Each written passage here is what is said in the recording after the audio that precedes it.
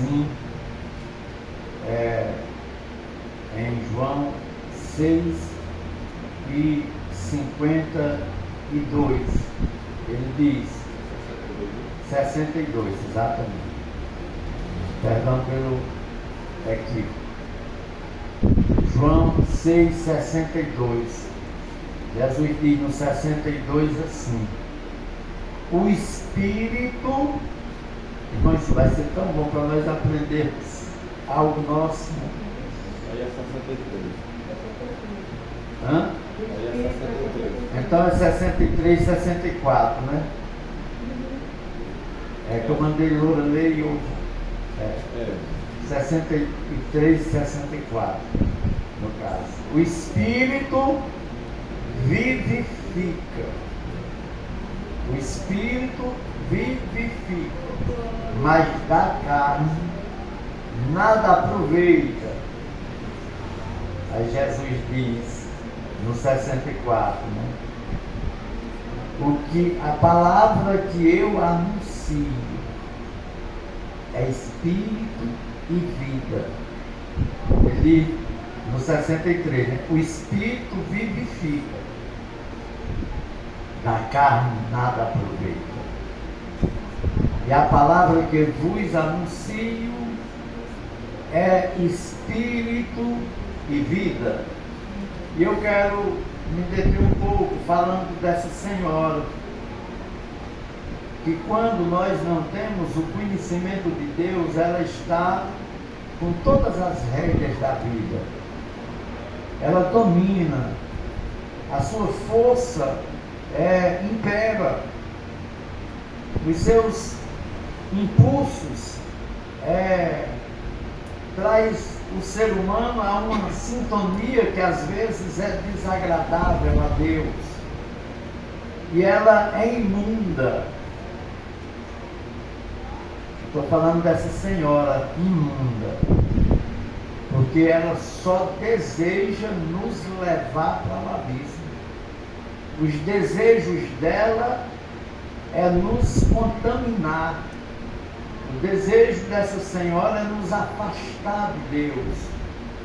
O desejo da carne, estou falando da senhora carne, o desejo da carne é tirar o homem das delícias do céu e colocar nas suas delícias passageiras e perversas, imundas e deprimentes.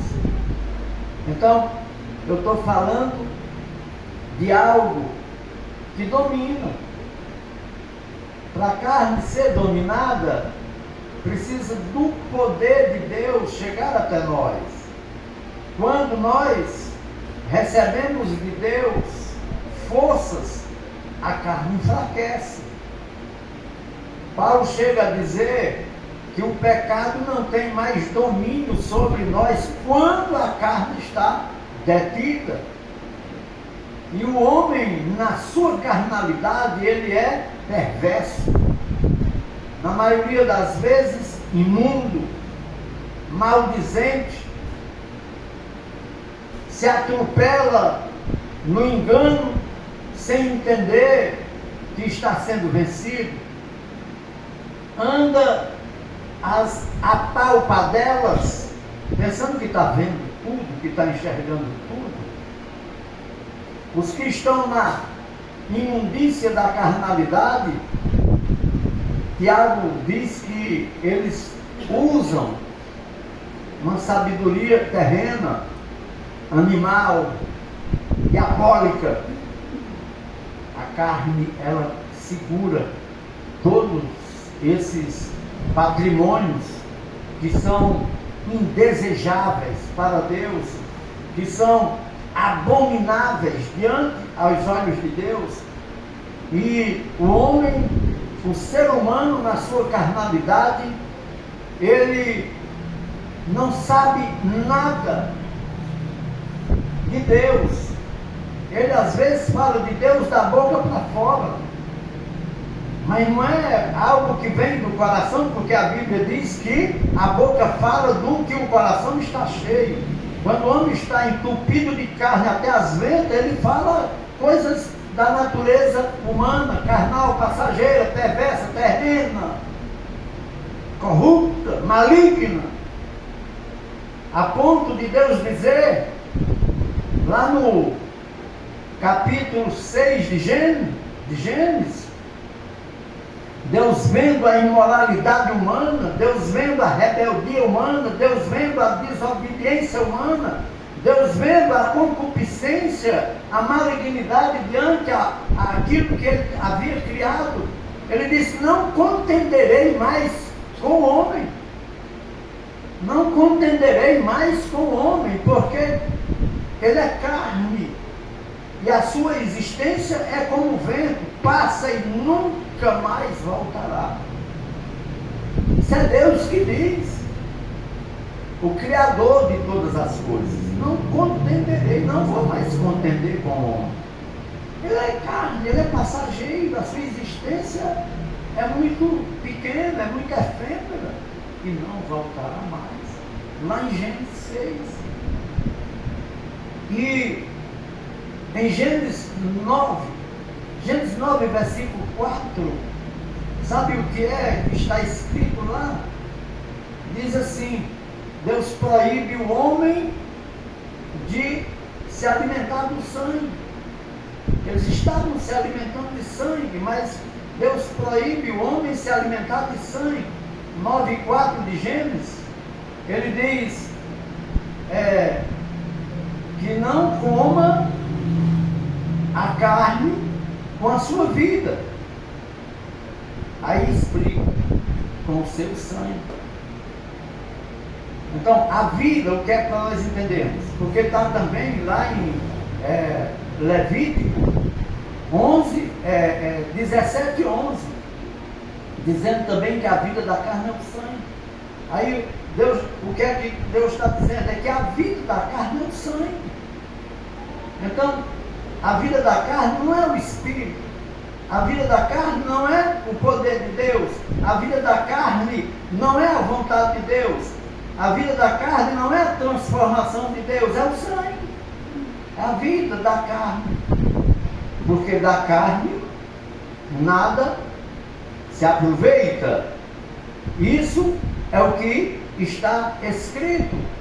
Os filhos da carne não são filhos de Deus. O mundo está meramente enganado. Eu também tenho Deus, eu também estou salvo. Engano. Os filhos da carne não são filhos de Deus. Está lá em Romanos 9:8. Os filhos da carne não são filhos de Deus. Isso é para nosso aprendizado.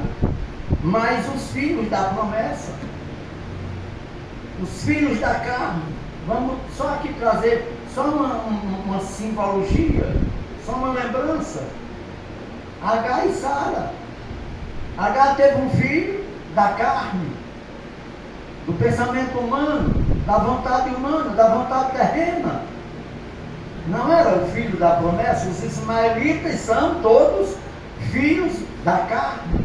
Por isso, não amam a Deus, não vivem para Deus, não conhecem a Deus, não honram a Deus, não respeitam a Deus.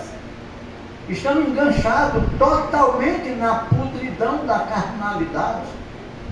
Mas aí vem Isaac, que é filho da promessa. E dessa promessa nós procedemos.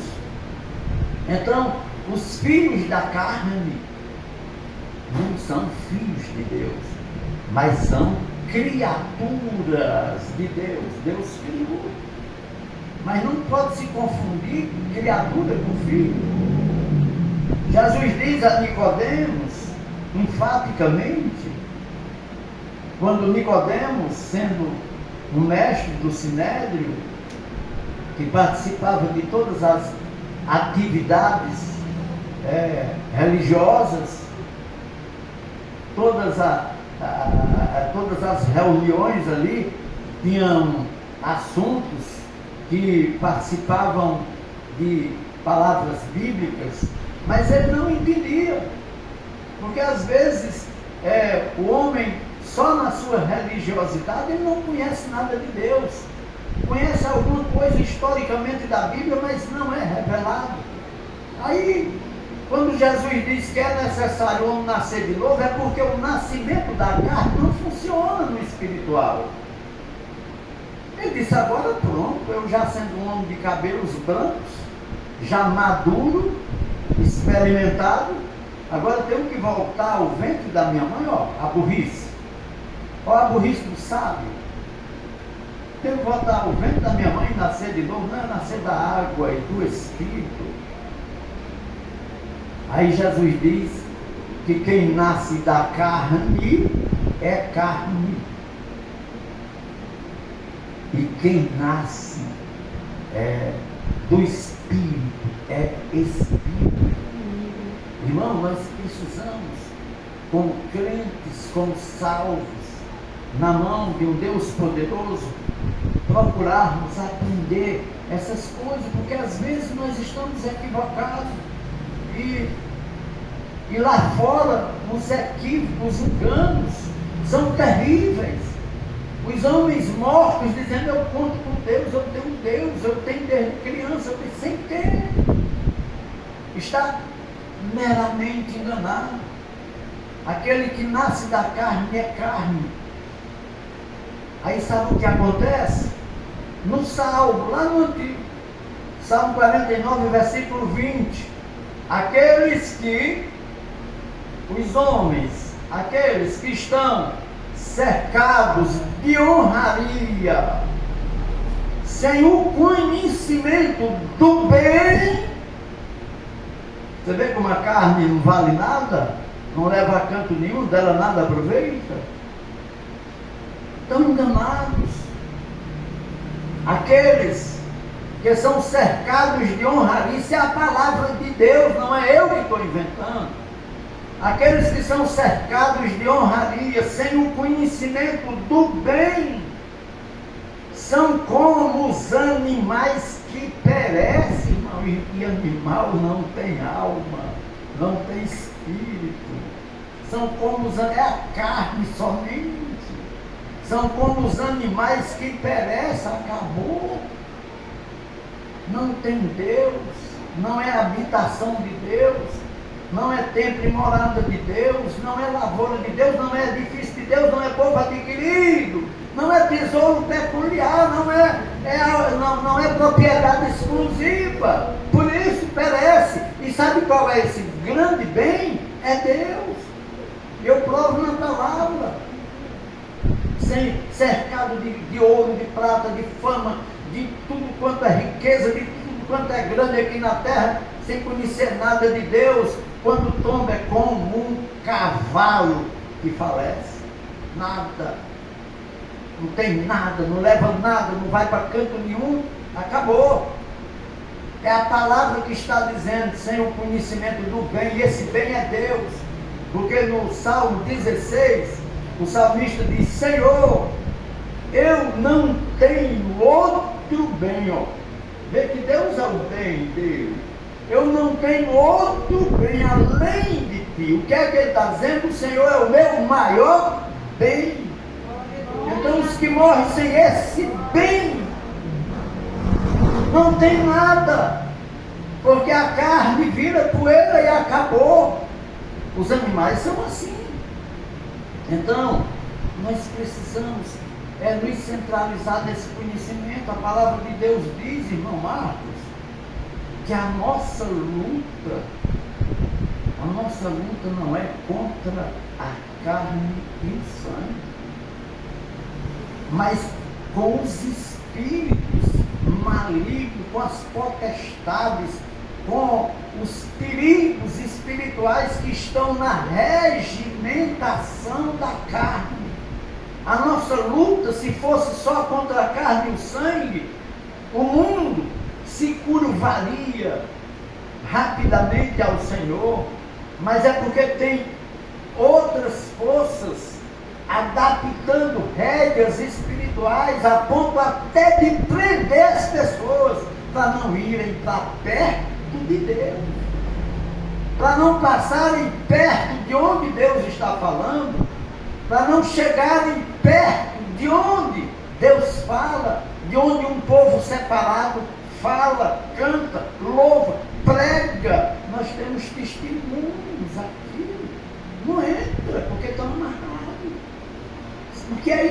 poder da carne contaminar com os espíritos que estão em trevas. A nossa luta não é contra a carne, não é contra o sangue, mas contra poderes invisíveis que estão no domínio daquela vida, daquele instrumento de carne. A igreja está silenciosa, mas está entendendo? Amém. Amém? Irmão, isso é a palavra de Deus.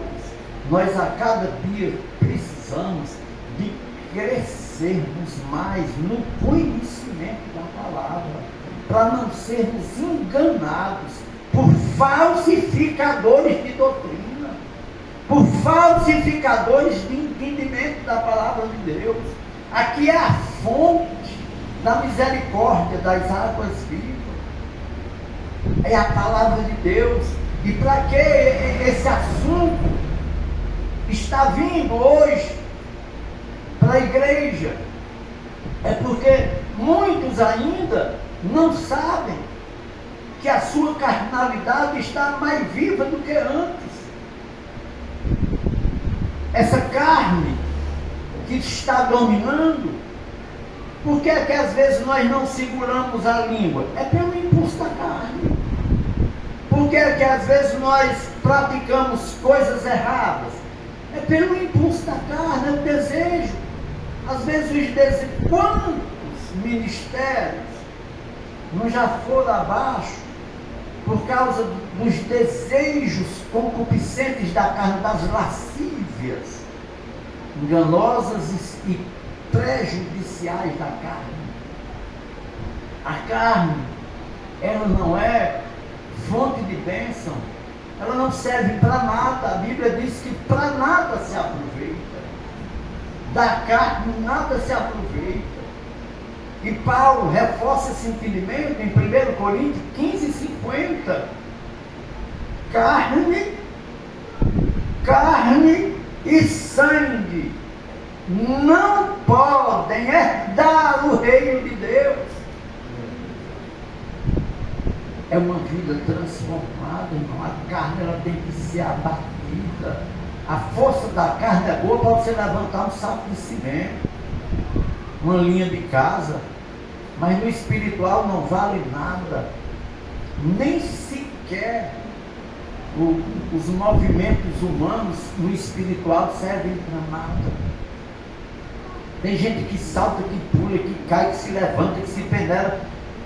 Tudo bem, se o Espírito está dando essa força, tudo bem, mas o espiritual é coisa clara, é como a neve, é descoberto, tudo está patente aos olhos de Deus. Você está acordado, está vendo tudo, está sabendo como a mão sublime está movimentando as causas da sua vida.